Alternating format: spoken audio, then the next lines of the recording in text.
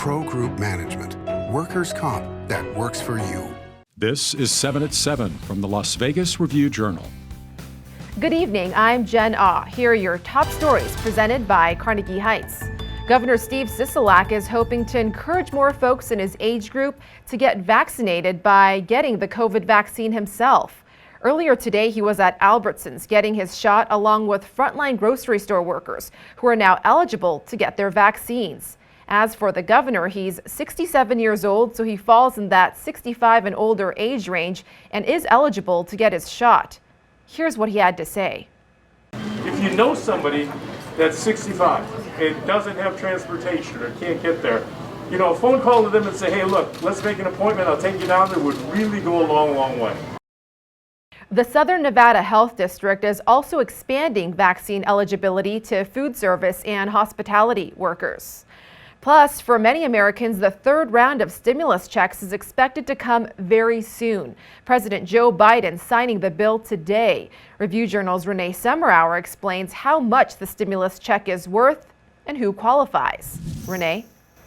Jen, unlike the previous two rounds of COVID-19 stimulus relief aid, families will now receive additional money for adult dependents over the age of 17. In the previous two rounds of stimulus relief, parents could get payments only for dependents who were ages 16 or younger.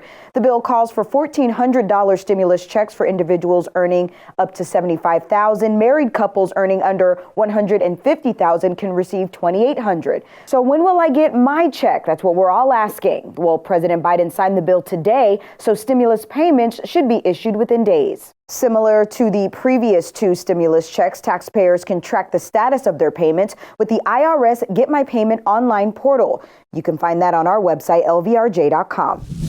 In other news, police are investigating an incident in which a school resource officer's gun accidentally fired during a traffic stop in front of George Harris Elementary School in East Las Vegas.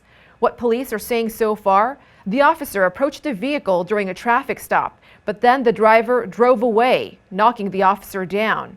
This is when the firearm went off. The officer was treated for minor injuries. Anyone with information on this incident is urged to call police. Now to an update on the hit and run case where a tow truck driver operator was hit and killed off the 215 Beltway. The Nevada Highway Patrol saying the driver accused of fleeing the scene was arrested, 51-year-old Colette Despain. The truck driver has been identified as 48-year-old Ryan Billett. The company he worked for asking for folks to pray for his family. Now it's time for your weather, sponsored by Las Vegas Paiute Tribal Smoke and Cigar Shop. We're in for a cool night with a little rain on and off. Temperatures dropping down to the 40s. Tomorrow's looking about the same as today. Highs in the 50s, lows in the 40s. But things will clear up for the weekend. Temperatures rising back up to the 60s and 70s. A welcome change from these chilly temps and cloudy skies. The sun will be back by this Sunday, just in time for a warm start for the next week. In your business news, sponsored by Bank of Nevada, Bank on Accountability. MGM Resorts is facing a lawsuit over its resort fees. Travelers United filed the lawsuit not against MGM's properties on the Strip, but over MGM National Harbor in Maryland near D.C. Travelers United saying, quote, resort fees are a clear violation of D.C.'s consumer protection laws. What this advocacy group is arguing is that this goes against consumer protection laws because these mandatory prices are initially hidden from consumers. What we see happening at this MGM resort near DC is actually very similar to what we see in hotel casinos across Las Vegas. So far, MGM has declined to comment.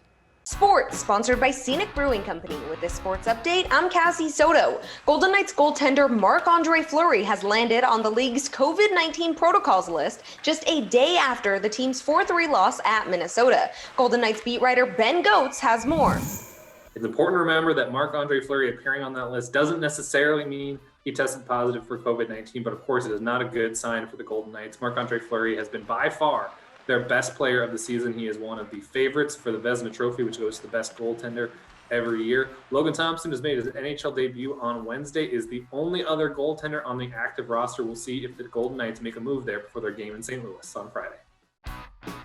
In sports betting news, Joel Embiid has taken over LeBron James as the favorite to win the NBA MVP award. The Philadelphia 76ers center is now the 2-1 favorite at the Westgate Sportsbook, while the Los Angeles Lakers forward is the plus 250 second choice. The Sixers won 10 of their last 11 games before the All-Star break and lead the East with a 24-12 record. The Lakers lost 6 of their last 8 without injured center Anthony Davis. In your health news, sponsored by 4M Dental, love your smile again.